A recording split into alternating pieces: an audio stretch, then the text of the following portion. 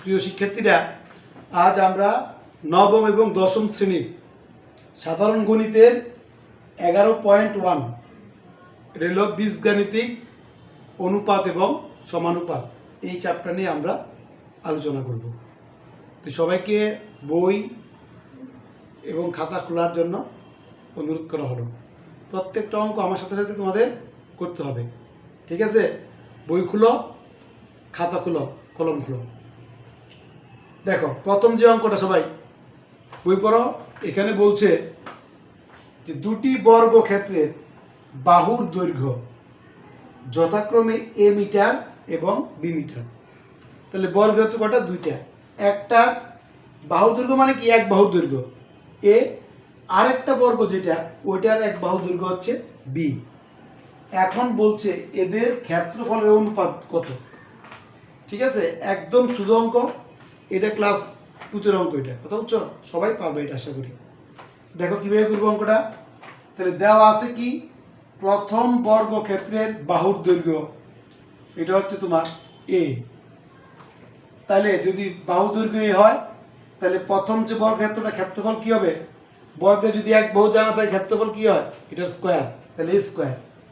আমি কেন ক্ষেত্রফল বের করলাম? কারণ অঙ্কে আমাকে ক্ষেত্রফলের অনুপাত বের করতে বলছে, এজন্য আমি ক্ষেত্রফলটা বের করলাম। একইভাবে দেখো দ্বিতীয় বর্গক্ষেত্রের এক বাহুর দৈর্ঘ্য হচ্ছে বি, এই যে বি মিটার। তাহলে যদি বাহুর দৈর্ঘ্য বি হয়, তাহলে ক্ষেত্রফলটা কত হবে? ওই এক বাহু স্কোয়ার, তাহলে বি স্কোয়ার।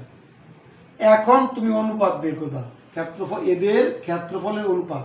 তো লেখো, সুতরাং লেখো প্রথম বর্গক্ষেত্রের ক্ষেত্রফল, প্রথম বর্গক্ষেত্রের ক্ষেত্রফল অনুপাত দ্বিতীয় বর্গক্ষেত্রের ক্ষেত্রফল। এই প্রথম বর্গক্ষেত্রের ক্ষেত্রফল অনুপাত দ্বিতীয় বর্গক্ষেত্রের ক্ষেত্রফল, এটা কত? তাহলে এটা কত? স্কোয়ার না? তাহলে এ স্কোয়ার অনুপাত, আর দ্বিতীয়টা কত? বি স্কোয়ার অনুপাত বি স্কোয়ার। তাহলে এটি আমার আনসার। কথা বুঝছো? এখন এদের ক্ষেত্রফল অনুপাত বের করতে বলছে। তাহলে প্রথমটা ক্ষেত্রফল হচ্ছে এ স্কোয়ার, দ্বিতীয় বর্গের ক্ষেত্রফল হচ্ছে বি স্কোয়ার। অনুপাত কি হবে? এ স্কোয়ার অনুপাত বি স্কোয়ার। একেবারে শুধু অঙ্ক, ঠিক আছে? 2 নম্বর অঙ্কটা প্রশ্ন করো সবাই। 2 নম্বর দেখো, এখন 2 নম্বর অঙ্কটা দেখো সবাই। 2 নম্বর অঙ্ক প্রশ্ন করো।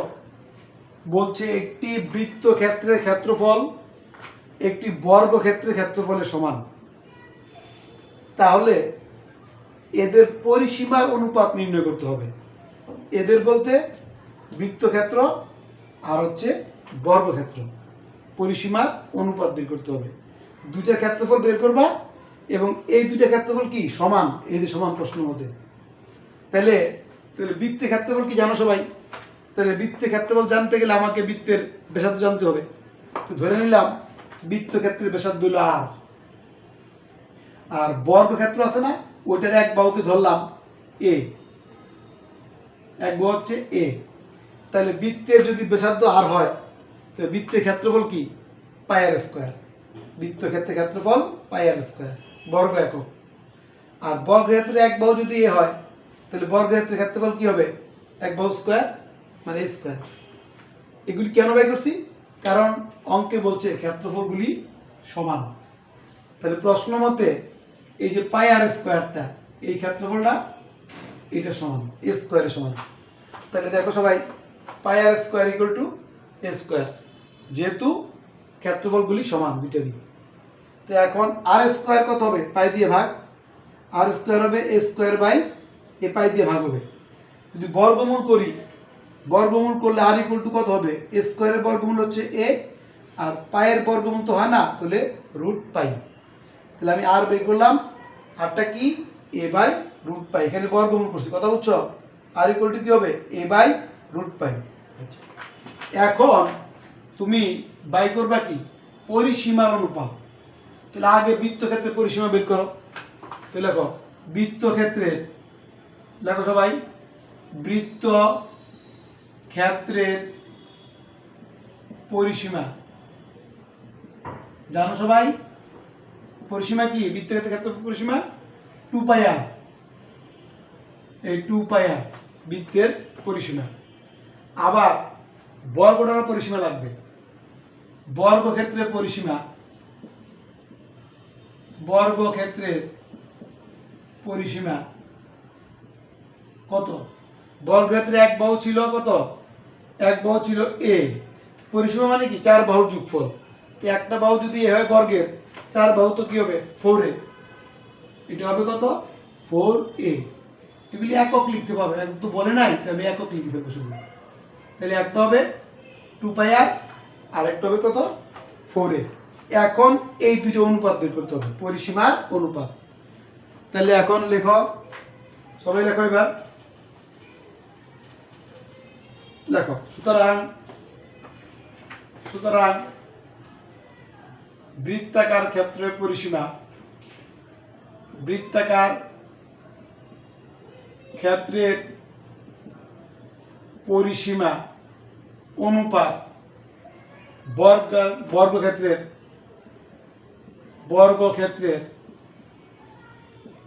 পরিসীমা, এটা বের করতে বলছে। এই তাহলে বৃত্তাকার ক্ষেত্রের পরিসীমা কত? 2πr। তাহলে 2πr অনুপাত বর্গক্ষেত্রের পরিসীমা কত? 4a, মানে 4 বাহু যোগফল। এই বুঝতে পারছো? এলো অনুপাত নির্ণয় করলাম। এখন এখানে একটু হিসাব করতে হবে। দেখো এখানে 2 দিয়া 2 অনুপাত 2 দিয়ে ভাগ করা যায়, তাহলে πr ইকুয়াল টু কত হবে? 2a। শোনো, অনুপাতের প্রত্যেকটা রাশিকে, দুটো অনুপাতের প্রত্যেকটা রাশিকে একই সংখ্যা দিয়ে গুণ করা যায়, একই সংখ্যা দিয়ে ভাগও করা যায়। কথা বুঝছো? এখানে আমি 2 দ্বারা ভাগ করলাম, 2 দ্বারা ভাগ করলে πr হবে, এটা হবে 2a। এখন এই যে আর এর মানটা আমি বের করছি। দেখো এখানে এই আর এর মানটা, আর এর মানটা বসে দেবো এখানে। কথা বুঝছো? এই আর এর মান বের করছি না, এটা বসানো। তাহলে কি হবে বলো তো? পাই ইন্টু আর এর মান বসাও a/√π। কথা বুঝছো? এই যে আর এর মান, অনুপাত কত? 2a। এই 2a আমি কি করছি? এখানে আর এর মানটা বসিয়ে দিলাম। এই এখন আবার দেখো দুইটা অনুপাত থেকে এ বাদ যায়, এখানে এ আছে, এখানে এ আছে, তাহলে এটা বাদ দেওয়া যায়। বাদ দিলে কি থাকবে এখানে বলো তো? π/√π অনুপাত কত? 2। এ বাদ গেছে। কথা বুঝছো? দুইটা অনুপাত থেকে আমি এ দ্বারা ভাগ করে দিলাম, তাহলে এই বাদ গেলে এরকম হলো। এখন নিচে √over রাখতে নাই। কথা বুঝছো? নি এই জন্য আমি উভয় অনুপাতকে গুণ দেব। দেখো এই √π দিয়ে গুণ দেব উভয় অনুপাতকে, √π।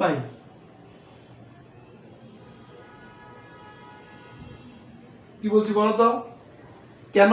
এই √over পাইটা কাটার জন্য, নিচে √over পাইটা কাটার জন্য আমি দুইটা অনুপাতকেই √π দ্বারা গুণ দিছি, √over পাই দ্বারা। তাহলে এটা বাদ যায় না। কি জন্য গুণ দিছি? নিচে √over পাইটাকে কাটার জন্য দুইটা অনুপাতকে আমি √over দ্বারা গুণ করছি। একই জিনিস দিয়ে দুইটা অনুপাতকে গুণ করা যায়, ভাগ করা যায়, সমস্যা নেই। তাহলে এখানে কত হবে বলো? এটা হবে তোমার π অনুপাত 2√π। বুঝতে পারছো? তাহলে এটাই হবে আমার আনসার। তাহলে বর্গাকার ক্ষেত্রের পরিসীমা এবং বৃত্তাকার ক্ষেত্রের পরিসীমা এবং বর্গাকার ক্ষেত্রের পরিসীমা হবে π অনুপাত 2√π অনুপাতটা। ঠিক আছে সবাই? বুঝতে পারছো? এটা এগুলি করতে হবে, ভাষা করতে হবে, না করলে এগুলি পরীক্ষার মনে রাখতে পারবো না। কেন π দিয়ে গুণ দিতে হয়, কেন 2 বাদ দিতে হয়, কেন এই বাদ দিতে হয়, এগুলি প্র্যাকটিস না করলে কিন্তু পরীক্ষা হলে মিলাতে পারবো না। ঠিক আছে, তারপর 3 নম্বর অঙ্ক প্রশ্ন করো সবাই। দেখো 3 নম্বর, দেখো দুটি সংখ্যার অনুপাত 3:4 এবং এদের লসাগু হইল 180। সংখ্যা দুটি নির্ণয় করো। দুইটা সংখ্যা অনুপাত দেওয়া আছে, তো অনুপাত যদি দেওয়া থাকে তাহলে কি দেওয়া আছে কি সংখ্যা দুটির অনুপাত 3:4। তাহলে আমি একটা ধ্রুব সংখ্যা আনতে হবে, এই তো। তাহলে আমি মনে করলাম যে একটা সংখ্যা হলো 3x, তাহলে অপর সংখ্যাটি কত হবে 4x। কত বুঝছো? তাহলে আবার এই দুটি অনুপাত করলে x বাদ যায়, ওই 3:4ই হবে।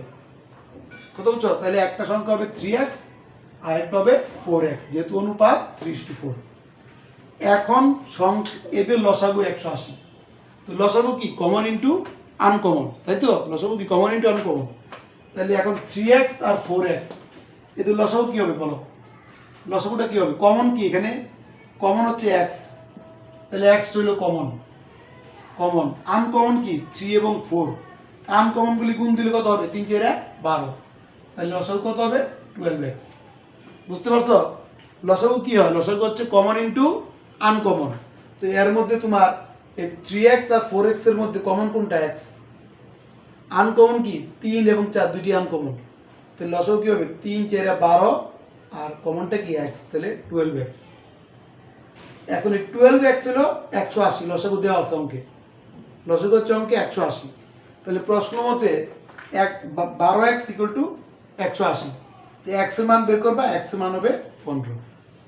কত বুঝছো? x এর মান কত হবে 15। তাহলে এখন তোমাকে বলছি সংখ্যা দুটি নির্ণয় করবা। একটা সংখ্যা কত 3x, এখানে x মান বসিয়ে দিবা। আরেকটা কত 4x, এখানে x মান বসিয়ে দিবা। কি লেখো? সুতরাং একটি সংখ্যা, অতএব একটি সংখ্যা সমান কত? এই যে 3x। তাহলে 3 × x এর মান কত পাইছি 15, তাহলে 3 15 কত 45। তাহলে একটা সংখ্যা হচ্ছে 45 লেখো। সুতরাং অপর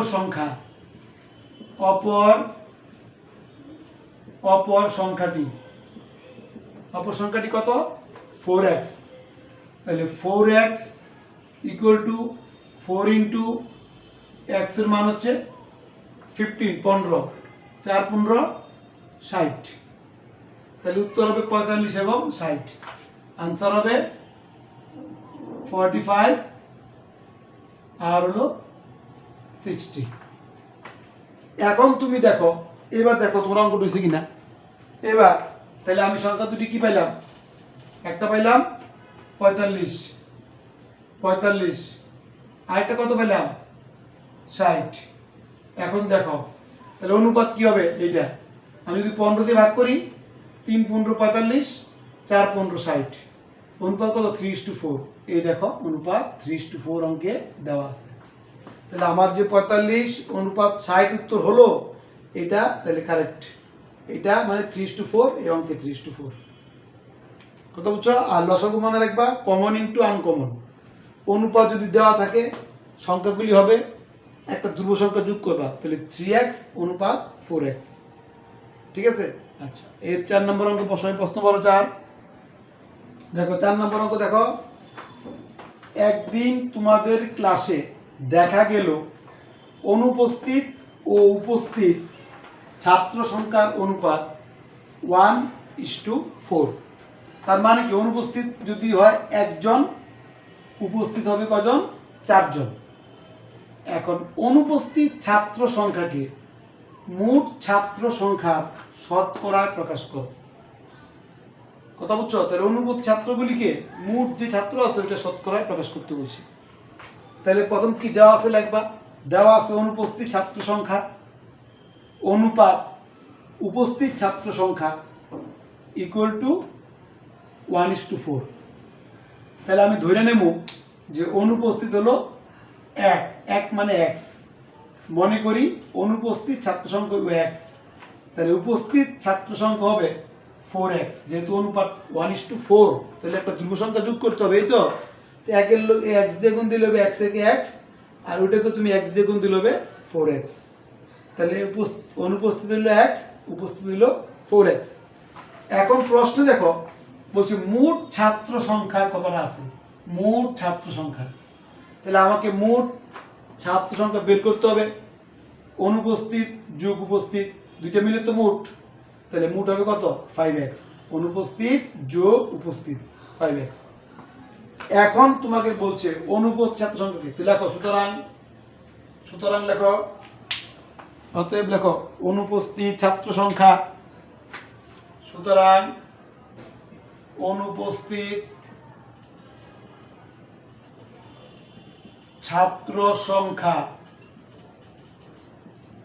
এদিকে দিকে একবার প্রশ্ন দেখে দিকে, ছাত্র সংখ্যা মোট ছাত্র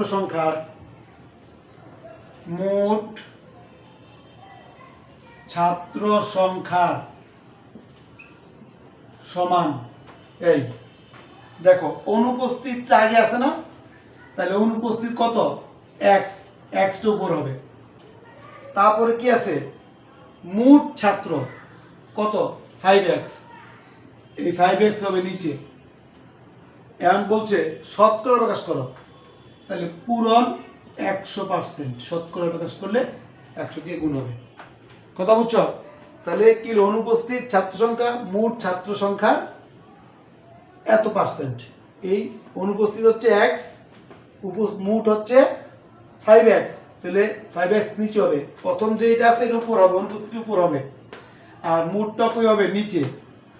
এই শতকরা বললে 100 দিয়ে গুণ করতে হয়, জানো তো, এত পার্সেন্ট। তাহলে এটাই উত্তর। এখন এটা কি হবে বলো তো, x কাটা যাবে, আর 5 দিয়ে যদি 100 কাটি 20, তাহলে কত হবে বলো 20%। আনসারটা কি হবে, এটা আনসার হবে 20%। তাহলে অনুপস্থিত ছাত্র সংখ্যা মোট ছাত্র সংখ্যার শতকরা 20 ভাগ অথবা 20%। বুঝতে পারছো? এখানে x কাটা গেছে, আর 5 দিয়ে 5 20 100, ওই 100 দিয়ে গুণ করলে কিন্তু পার্সেন্ট দিতে হয়, জানো সবাই। ঠিক আছে, এবার সবাই এটা কত নাম্বার গেল, 4 নাম্বার। 5 নাম্বার অঙ্কটা পড়ো সবাই। আচ্ছা দেখো এবার 5 নাম্বার দেখো সবাই, একটি দ্রব্য ক্রয় করে 28% ক্ষতিতে বিক্রি করা হলো। তাহলে এখন বলছে বিক্রয় মূল্য এবং ক্রয় মূল্যের অনুপাত নির্ণয় করতে হবে। অতটা বুঝতে পারছো? যে ক্রয় করছে তুমি, ক্রয় কইরা 28% ক্ষতিতে বিক্রি করছো, তার মানে কি 100 টাকার মধ্যে 28 টাকা ক্ষতি হয়েছে তোমার, পার্সেন্ট আছে এটা। তাহলে বিক্রয় মূল্য এবং ক্রয় মূল্য বের করবা, তারপরে অনুপাত নির্ণয় করবা। তাহলে ক্রয় মূল্য আমি ধরতে পারি x, মনে করি দ্রব্যটির ক্রয় মূল্য x টাকা, কথা বুঝছো, এটা x ধরলাম। আর এটা কিন্তু 100-র মধ্যে, এই জিনিসটা হচ্ছে 100-র মধ্যে। তাহলে যদি 28% ক্ষতি হয়, তাহলে 28% ক্ষতিতে যদি ক্রয় মূল্য 100 হয়, তাহলে বিক্রয় মূল্য কত হবে 100 বিয়োগ 28, 72 টাকা। লাভে হলে কি হয় যোগ হয়, আর ক্ষতিতে হলে কি হয় বিয়োগ হয়। এটা কিন্তু 100-র মধ্যে, চিন্তা করবা, কথা বুঝছো? 28% মানে কি 100-র মধ্যে, তার মানে ক্রয় মূল্য 100 হলে, ক্রয় মূল্য 100 হলে বিক্রয় মূল্য হবে 28% ক্ষতি, তো বিক্রয় মূল্য কম হবে, ক্ষতি যেহেতু ক্ষতি, তাহলে 72 টাকা। এখন তুমি লিখবা যে ক্রয় মূল্য 100 হলে বিক্রয় মূল্য 72, লিখলাম ক্রয় মূল্য 100 টাকা হলে বিক্রয় মূল্য 72 টাকা, কথা বুঝছো? তাহলে ক্রয় মূল্য 100 হলে বিক্রয় মূল্য 72। এখন দেখো ক্রয় মূল্য 1 টাকা হলে বিক্রয় মূল্য কত হবে, এর উপরে 72, নিচে হবে 100। আর দেখো দ্রব্যটা ক্রয় মূল্য আমি কত ধরছি, আমি ধরছি 1 টাকা ক্রয় মূল্য। তাহলে ক্রয় মূল্য যদি 1 টাকা হয়, তাহলে তার বিক্রয় মূল্য কত 72 গুণ x ডিভাইড বাই 100। এটা তুমি যদি ভাগ করো, মনে করো এই 4 দিয়ে ভাগ করলে, 4 25 100, নিচে 25, আর এটা তোমার 18x ডিভাইড বাই 25, 4 দিয়ে ভাগ করছি, 4 দিয়ে ভাগ করলে, এই 4 দিয়ে ভাগ করলে 4 18 72, 4 25 100। এখন বিক্রয় মূল্য এবং ক্রয় মূল্য অনুপাত, তাহলে বিক্রয় মূল্য কোনটা, এটা বিক্রয় মূল্য, এটা বিক্রয় মূল্য, এই, আর ক্রয় মূল্য কোনটা x, তাহলে এই দুটো অনুপাত বের করবে, আর কিছু না। বুঝতে পারছো? আগে কি বলছে, আগে বিক্রয় মূল্য ক্রয় মূল্য, তো লেখো আগে বিক্রয় মূল্য লিখতে হবে, তো লেখো সুতরাং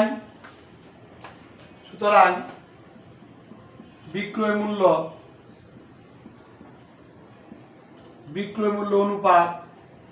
অনুপাত ক্রয় মূল্য, এই অনুপাতটা বের করবা। অনুপাত কত? আগে বিক্রয় মূল্য খেয়াল করো। তাহলে বিক্রয় মূল্য কত? এই যে এইটা বিক্রয় মূল্য 18x বাই 25 অনুপাত। আর ক্রয় মূল্য কত? ক্রয় মূল্য x, এই যে আমি x ধরছি, তাহলে এটি উত্তর x। কত বুঝছো? এখন দুই অনুপাত থেকে x বাদ যায়, দুই অনুপাত থেকে বাদ দিলে কত হবে বলো তো? এটা 18/25 অনুপাত 1। কি করছি বলো তো? xটা দুইটা অনুপাত থেকে বাদ গেছে, ঠিক আছে? আচ্ছা, এখন আমি বললাম তো নিচে ভগ্নাংশ রাখতে নাই, তাহলে আমি যদি উভয় অনুপাতটাকে 25 দিয়ে গুণ দিয়ে দিই, দেখো 18 পূরণ 25 ডিভাইড বাই 25, এই অনুপাত 1/25। আমি কি করছি বলতে পারবা? আমি বললাম যে নিচে ভগ্নাংশ রাখতে পারবে না, এজন্য আমি দুইটা অনুপাতকে আমি 25 দিয়ে গুণ দিলাম, তাহলে 25 বাদ যাবে, এই জন্য নিচে ভগ্নাংশ আর থাকলো না। তাহলে এটা কত হবে বলো তো? এটা হবে 18/25 এটি অ্যান্সার। আমি আবার বলি, এটা উত্তর বেরোছে, তাহলে এখন নিচে ভগ্নাংশ রাখা যায় না, উভয় অনুপাতকে আমি এই নিচে যেটা আছে 25 এটাকে গুণ দিয়ে দিবে, গুণ দিলে উপরে 25 নিচের 25 বাদ দিয়ে থাকবে 18।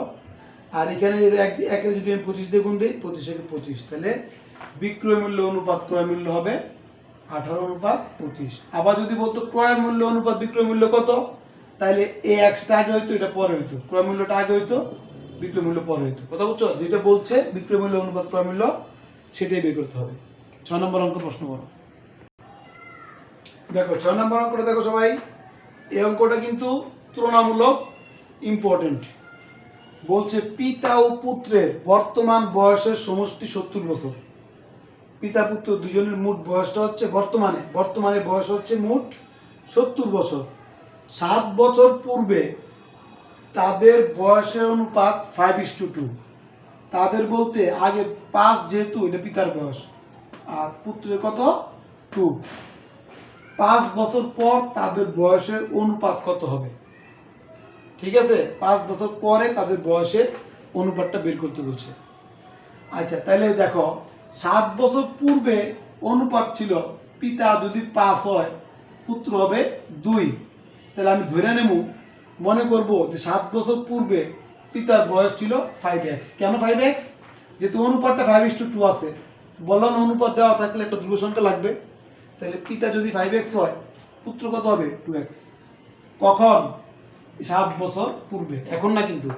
7 বছর পূর্বে ছিল 5:2, তো মনে করি 7 বছর পূর্বে পিতার বয়স ছিল 5x, 7 বছর পূর্বে পুত্রের বয়স ছিল 2x। তাহলে এটা যদি 7 বছর পূর্বে হয়, বর্তমানে কত হবে? 5x প্লাস 7 যোগ হয়ে দেব। ঠিক আছে, মনে করো 10 বছর আগে তোমার বয়স ছিল 5, 10 বছর আগে তোমার বয়স ছিল 5, তাহলে এখন তোমার বয়স কত? এখন তোমার বয়স 5 যোগ 10 15 না? 10 বছর আগে 5 ছিল, এখন 10 বছর আরো বেশি হয়ে গেছে না বর্তমানে? তো বর্তমানে বয়স কত হবে? 10 যোগ 5 মানে 15।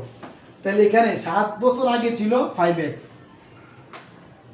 কার? পিতা। তাহলে বর্তমানে কত হবে? তাহলে 5x প্লাস 7। 7 বছর আগে পুত্রের বয়স ছিল 2x, তাহলে পুত্রের বর্তমান বয়স হবে 2x এর লোক আরো 7 যোগ করবে। বুঝছো?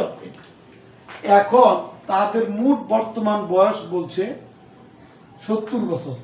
তাহলে এটা পিতার বর্তমান বয়স, এটা পুত্রের বর্তমান বয়স, তাহলে এই দুইটা যোগফলই তো 70 মোট বয়স। তো লেখো প্রশ্ন মতে, লেখো সবাই প্রশ্ন মতে, ঠিক আছে? এই কত?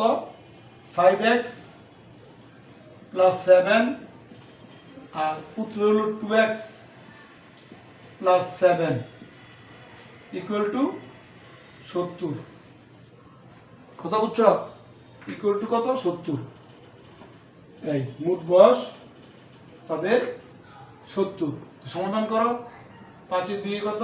7, 7x plus 14 equal to 70। 7x হবে 70 মাইনাস 14। 7x কত হবে? কত এটা বিয়োগ করলে তোমার হবে এই 56 হবে, 56। তাহলে x ইকুয়াল টু কত হবে? 8। 7 8 56।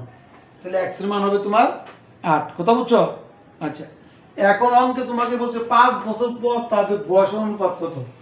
তাহলে এটা যদি পিতা বর্তমান বয়স হয়, এইটা বর্তমান হচ্ছে এটা হয়, তাহলে 5 বছর পর বয়স কত হবে? আরো 5 যোগ হবে না? বর্তমান বয়স হলো এটা, 5 বছর পরে, এই যে পরে, তাহলে আরো 5 যোগ হবে। তো লেখো 5 বছর পর, লেখো 5 বছর পর পিতার বয়স হবে, পিতার বয়স হবে। পিতার বর্তমান বয়স হলো 5x প্লাস 7, 5x প্লাস 7 হলো এই দেখো বর্তমান বয়স এটা, আরো 5 যোগ করতে হবে, যোগ 5, তাহলে কত? 5x plus 12। ঠিক আছে, এখন তুমি এই যে এখানে x এর মান কত পাইছি? আমি x এর মান 8 পাইছি, 8 বসাও এখানে। 5 ইন্টু 8 প্লাস 12, 5 8 40 যোগ 12 কত হয়? 52 বছর না? এটা 52 হবে।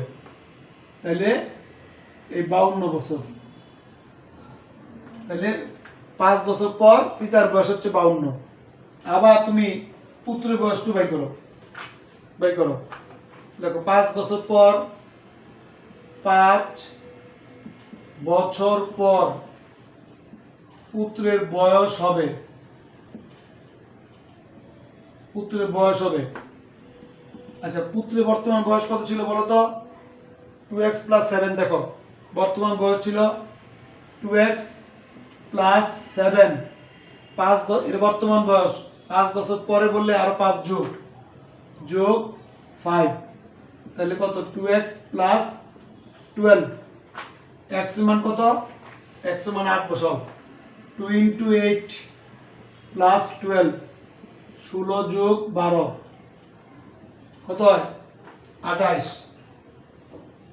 28 বছর। কথা বুঝছো?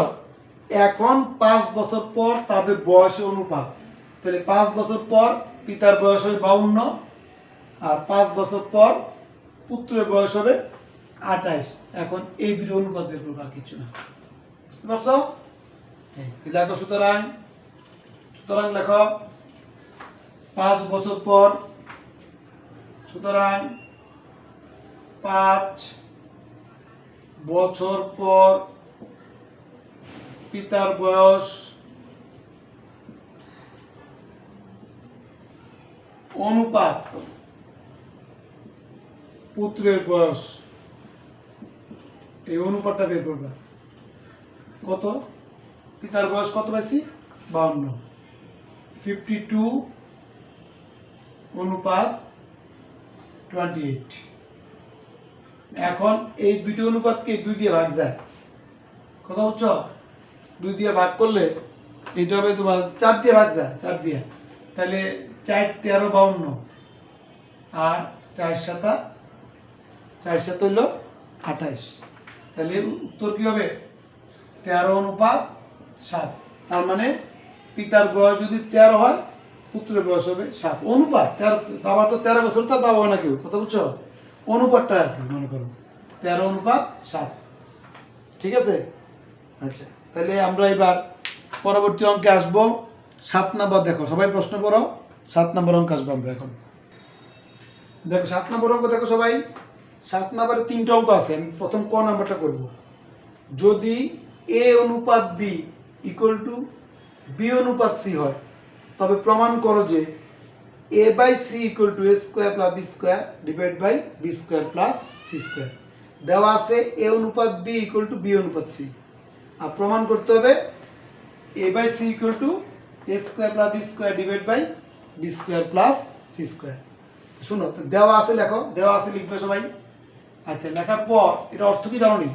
এটা অর্থ হচ্ছে, সুতরাং বা লেখো, এখানে বা এই প্রথম অনুপাতটা উপর হবে, দ্বিতীয়টা নিচে হবে, ইকুয়াল টু এখানে প্রথম অনুপাতটা বি উপরে, দ্বিতীয়টা কই নিচে, বজ্রগুণ দেই বি স্কোয়ার ইকুয়াল টু কি হবে এসি, বজ্রগুণ দিলে B square equal to AC. নিয়ম কি, প্রথম অনুপাতটা উপরে পরের অনুপাতটা নিচে, এই পাশেও সমান চিহ্ন ওই পাশেও প্রথম অনুপাতটা উপরে পরেরটা হয় নিচে, তাহলে B square equal to AC. এখন দেখো লেফট হ্যান্ড সাইড কি আছে বলো, এ বাই সি। এখানে এ এরও কোনো মান নাই, সি এরও তো কোনো মান নাই, তাহলে এটা এমনি থাকবে, এটা এমনি থাকবে। রাইট হ্যান্ড সাইড করো, রাইট হ্যান্ড সাইড দেখো কি আছে বলো, a square plus b square divide by b square plus c square, এটা রাইট হ্যান্ড সাইড। এখন এখানে দেখো সবাই, এখানে দেখো এ স্কোয়ার লেখো, বি স্কোয়ারের মান দেখো এসি না, এই যে বি স্কোয়ারের মান কত এসি, তাহলে বি স্কোয়ারের পরিবর্তে বসাও এসি। আবার নিচেও দেখো বি স্কোয়ার আছে এখানে, এটার পরিবর্তে বসাও এসি প্লাস সি স্কোয়ার। কথা কি বুঝতে পারছো? আমি এখানে উদ্দেশ্য হচ্ছে আমি বি স্কোয়ারের পরিবর্তে আমি এসি বসাইছি, B square equal to AC. বুঝতে পারছো? এখন উপরে দেখো, উপরে কি কমন যায়, উপরে এ কমন যায়, এ, তাহলে কি হবে এ plus c, a plus C. যদি এ কমন নেই, নিচেও দেখো নিচে সি কমন যায়, সি যদি নিচে কমন নেই তাহলে কি বলতো এ প্লাস সি হবে। এবার উপর নিচে এ প্লাস সি বাদ যায় না, বাদ গেলে কি থাকবে এটা এ বাই সি। এই লেফট হ্যান্ড সাইডে দেখো এ বাই সি, রাইট হ্যান্ড সাইডের মান হচ্ছে এ বাই সি। তাহলে সুতরাং প্রমাণিত হলো না? কথা বুঝছো? লেফট হ্যান্ড সাইড যা এ বাই সি, রাইট হ্যান্ড সাইডের মানও এ বাই সি হলো, রাইট হ্যান্ড সাইডের মানটাও তোমার এ বাই সি হয়েছে, তাহলে প্রমাণিত হয়েছে নি? তাহলে সুতরাং কি লিখবা, অতএব তোমার left hand side equal to right hand side. Left hand side হলে এ বাই সি, এটার কোনো মান নাই, এর মানও নাই, সি এর মানও নাই, না থাকলে যেভাবে আছে সেভাবেই রাখবা, এ বাই সি রেখে দিবা, মান তো নাই। রাইট হ্যান্ড সাইডকে তুমি আবার এ বাই সি বানানো যায় কিনা দেখবা। রাইট হ্যান্ড সাইডকে আমি ঠিকই তো এ বাই সি বানাইতে পারছি, পারি নাই বানাতে, তাহলে দুই পক্ষ সমান হয়ে গেল। এবার তুমি দেখো, এবার হলো খ নাম্বার, দেখো খ নাম্বার অঙ্কটা, এটা তুলনামূলক ইম্পর্টেন্ট বেশি, এটা খ নাম্বারটা। কথা বুঝছো? তো আগের অঙ্কটাই ছাত্রের খ, এ অনুপাত বি ইকুয়াল টু বি অনুপাত সি, প্রমাণ করতে হবে a square B square c square into 1 by cube plus 1 by b cube plus 1 by c cube equal to a cube plus b cube plus c cube. কথা বুঝছো? তাহলে তুমি আগের মতনই লেখবা, দেওয়া আছে কি লেখবা, লেখার পর এখান থেকে কি বাই করবা, b square equal to AC by করবা আগের মতো। কথা বুঝছো? A by b equal to b by c, বজ্রগুণ দিলে কি হবে, b square equal to AC, এতটুকু বের করতে হবে।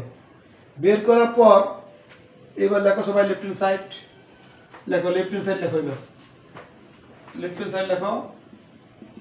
লেফট হ্যান্ড সাইড কি আছে, square B square c square 1 by a cube 1 by b cube plus 1 by c cube. ঠিক আছে? আচ্ছা, এখন লেখো আবার a square B square c square, এখানে লসাগু কি হবে কম, a cube B cube C cube লসাগু, এই তিনটা। তাহলে এ কিউব দিয়ে ভাগ করলে কিউব বাদ যাবে, কি থাকবে বলো, b cube C cube plus b কিউবটা বাদ যাবে, a cube C cube, a cube C cube. এখানে দেখো সি কিউবটা বাদ গেলে কি থাকবে, এ কিউব বি কিউব। বুঝতে পারছো? আমি লসাগু করতেছি আর কি, লসাগু করতেছি। এখন দেখো এটা এই উপরে নিচে কাটা দানা, এগুলি যদি আমি কাটি, কাটলে নিচে এখানে স্কোয়ার এখানে কিউব, তাহলে নিচে একটা এ থাকবে, বি স্কোয়ার নিচে বি কিউব, তাহলে কাটাকাটি করলে নিচে একটা বি থাকবে, সি স্কোয়ার নিচে সি কিউব, নিচে একটা সি হবে। তাহলে কি থাকে বলো তো, নিচে হবে কি এ বি সি। বুঝতে পারছো? কাটাকাটি করছি, এ স্কোয়ার দিয়ে কিউবটা কাটলে একটা এ হবে, নিচে বি হবে, সি হবে। উপরে কি থাকে লেখো, B cube C cube plus এ কিউব সি কিউব প্লাস কি এ কিউব বি কিউব। এই এটা ব্র্যাকেট দিতে পারো, না দিলেও পারো, সমস্যা নেই। এটা ব্র্যাকেট দিলেও পারো, ব্র্যাকেট দিতেও পারো, আবার না দিলেও কোনো সমস্যা নেই। আচ্ছা, এখন এই তিনটা অংশে ভাগ করো। এটাকে লেখো B cube C cube divide by ABC, ABC plus A cube C cube divide by ABC, তিনটা অংশে ভাগ করবা, plus A cube B cube divide by ABC, তিনটা অংশে ভাগ করলাম। এখন দেখো এবার ভাগ করার পর দেখো সবাই, এবার এখানে কিছু কাটা যায়, বি আর সি এন তো বিসি বাদ যায়, বিসি বাদ গেলে উপরে কি হবে বলো, বি স্কোয়ার সি স্কোয়ার হবে বাই এ হবে। বুঝতে পারছো? এই বিসি বিসি কাটলে এখানে বি কিউব থেকে বি স্কোয়ার হবে, সি কিউব থেকে সি একটা কাটাকাটি করলে সি স্কোয়ার, নিচে হবে এ। তাহলে এটা কি বলো তো, এখানে তোমার এ আর সি বাদ যাবে, এ আর সি বাদ যাবে, বাদ গেলে এ স্কোয়ার সি স্কোয়ার হবে, এ স্কোয়ার সি স্কোয়ার, নিচে কি হবে বি, যোগ এখানে তোমার এ বি, এ বি বাদ গেলে একটা স্কোয়ার হবে, বি স্কোয়ার হবে, নিচে কি হবে সি হবে। এই বুঝতে পারছো? আমি এগুলি কাটাকাটি করলাম, কাটাকাটি করলে এটা থাকে। এখন আমি না যেটা দেওয়া ছিল আমি কি পেয়েছিলাম, B square equal to AC পাইছিলাম, দেওয়া ছিল, যেটা দেওয়া ছিল এখান থেকে আমি কি পেয়েছি দেখো তো, কি পাইলাম, B square equal to AC পাইলাম, যেটা দেওয়া ছিল। তো আমি বি স্কোয়ারের জায়গায় এসি বসাবো বি স্কোয়ারের পরিবর্তে, আর এসি পাইলে এসি কে বসাবো বি স্কোয়ার। আমার কথা বুঝছো? আমি যেখানে বি স্কোয়ার দেখবো সেখানে আমি এসি বসাতে পারবো, যেখানে আমি এসি পাবো সেখানে বি স্কোয়ার বসাতে পারবো। তাহলে কি হয় বলো এবার, দেখো এবার বি স্কোয়ারের মান কত বসাবো, AC, AC into c square by a, বুঝতে পারছো, প্লাস এসি, এটাকে তুমি এসি লেখে স্কোয়ার দাও, যেহেতু এটা স্কোয়ার সি স্কোয়ার আছে, এটাকে এসি লেখে স্কোয়ার দিবে, কেন এসির মানটা আবার বি স্কোয়ার বসাতে পারবা, ঠিক আছে? এই জন্য আমি এ স্কোয়ার সি স্কোয়ারকে এসি লেখে স্কোয়ার দিলাম, কথা বুঝছো? আচ্ছা, নিচে বি লেখো, প্লাস এটা লেখো, দেখো এ স্কোয়ার, এই বি স্কোয়ারের মান আছে দেখছো, বি স্কোয়ারের মান কত, AC into AC by C. অর্থাৎ আমি আবারও বলি, যেখানে বি স্কোয়ার দেখবা সেখানে এসি বসাতে পারবা, যেখানে এসি দেখবা সেখানে বি স্কোয়ার বসাবে। এখন দেখো এখানে এ বাদ যাবে, বাদ গেলে কি হবে, এটা সি কিউব, ওই প্রমাণে সি কিউব আছে, প্লাস দেখো এসির মান কত, এসির মান হচ্ছে বি স্কোয়ার, তাহলে এসি যদি বি স্কোয়ার বসাই, বি স্কোয়ার আবার কিন্তু স্কোয়ার আছে, তাহলে বি স্কোয়ারের স্কোয়ার। এটা কি বুঝছো তুমি? এসির মান কত, AC equal to B square, B square আবার তো স্কোয়ার আছে, তাহলে বি স্কোয়ারের স্কোয়ার, যোগ এখানে দেখো সি সি বাদ যায়, তাহলে এটা কি হবে এ কিউব, প্রমাণে কিউব আছে, তাহলে কি হয় এটা বলতো, সি কিউব প্লাস এখানে তোমার কি হয় বি টু দি পাওয়ার 4 না, B to the power 4, B square square, নিচে একটা বি আছে, তাহলে এটা কি হয় কম, সি কিউব প্লাস বি দিয়ে বি 4 কে কাটলে কি হবে, বি কিউব হবে প্লাস এ কিউব হবে। এই বি দিয়ে যদি বি 4 কে কাটি একটা বি কিউব হবে, কথা বুঝছো? তাহলে কি থাকে, a cube B cube C cube, এই প্রমাণ আছে a cube B cube C cube, ঠিক আছে? ইকুয়াল টু কি, right hand side, equal to right hand side. তাহলে লেফট হ্যান্ড সাইড থেকে আমি করা শুরু করলাম, রাইট হ্যান্ড সাইড এটা পেয়ে গেলাম। বুঝতে সবাই অঙ্কটা বুঝতে পারছো? সুতরাং left hand side equal to right hand side. এখানে এ কিউবটা তুমি আরেকটা লিখতে পারো ইচ্ছে করলে, এ কিউবটা আগে লিখলে a cube plus b cube plus c cube একই কথা। তাহলে আমি অঙ্ক শুরু করছি লেফট হ্যান্ড সাইড ধরে, করতে করতে আমি কি পাইলাম, এটা পেয়ে গেলাম, এইটাই রাইট হ্যান্ড সাইডে আছে। তাহলে প্রমাণিত হয়ে গেল যে লেফট হ্যান্ড সাইড সমান। তার মানে অঙ্কটা আমি বলছি যেখানে দেওয়া আছে থেকে আমি কি পাইলাম, B square equal to AC. তাহলে যেখানে বি স্কোয়ার দেখবা সেখানে এসি বসাবে, আর এসি যেখানে দেখবা এখানে বি স্কোয়ার বসে দিবে। যেমন এখানে এসি আছে, তাহলে বি স্কোয়ার বসাবে, আবার স্কোয়ার স্কোয়ার দিবা, কাটাকাটি করবে। এবার গ দেখো সবাই, গ দেখো ছাতের গ। গ বলছে তোমার প্রমাণ করবা a b c into a plus b plus c whole cube divide by a b plus b c plus c a whole cube equal to 1। প্রমাণ করতে হবে এটা। তো আগের মতো তুমি এগুলি লিখবা, দেওয়া আছে, লিখতে হবে a by b equal to b by c, তাহলে B square equal to a c লিখবে এটা। এগুলি তোমার ক খ গ তিনটা অঙ্কে লিখতে হবে সাথে, কথা বুঝছো? এইবার আমি লিখবো লেফট হ্যান্ড সাইড, লেখো সবাই লেফট হ্যান্ড সাইড, বাম পক্ষ, লেফট হ্যান্ড সাইড কি আছে বলো, a b c a plus b plus c whole cube divide by a b plus b c plus c a whole cube লিখবা, বাম পক্ষ লিখবা। এবার দেখো সবাই, লেখার পর আমি এসিটা আগে লিখবো, এসি ইন্টু বি লিখবো, এসি ইন্টু বি, এ সিটাকে আগে নিয়ে আসবো। কেন? কারণ আমি এসির মান বি স্কোয়ার বসাতে পারবো, এসির মান বি স্কোয়ার বসাবো, কথা বুঝছো? এই জন্য আমি এসি ইন্টু বি লিখছি, এবিসি কে এসি ইন্টু বি লিখছি। ওটা যা আছে লেখো, a plus b plus c whole cube. নিচে দেখো এ বি যা আছে তাই, কারণ এ বি কোনো মান নাই। বিসিও তুমি যা আছে লেখো। আর দেখো এটা এসি, এসি রে কি লেখা যায়, বি স্কোয়ার। এসি রে কি লেখা যায়, বি স্কোয়ার। এখানে এসি আছে, এসি সি এ বা এসি টা এক কোথায়, এসি রে আমি কি লিখবো, বি স্কোয়ার, এই বি স্কোয়ার, আবার এই কিউব দিবা। আমি কি কি লিখছি বুঝছো? এই আমি এখানে এসিটা আগে লিখছি, কেন? এসির মান বি স্কোয়ার বসাবো, আবার এখানে ওই এসির মান বি স্কোয়ার বসাইছি। তাহলে কি হয় দেখো, এবার এই এসির মান কি বসাবো, বি স্কোয়ার। তাহলে বি স্কোয়ার ইন্টু বি, এসির মান বি স্কোয়ার, এই যে নিচে লেখো, এরপর লেখো a plus b plus c whole cube.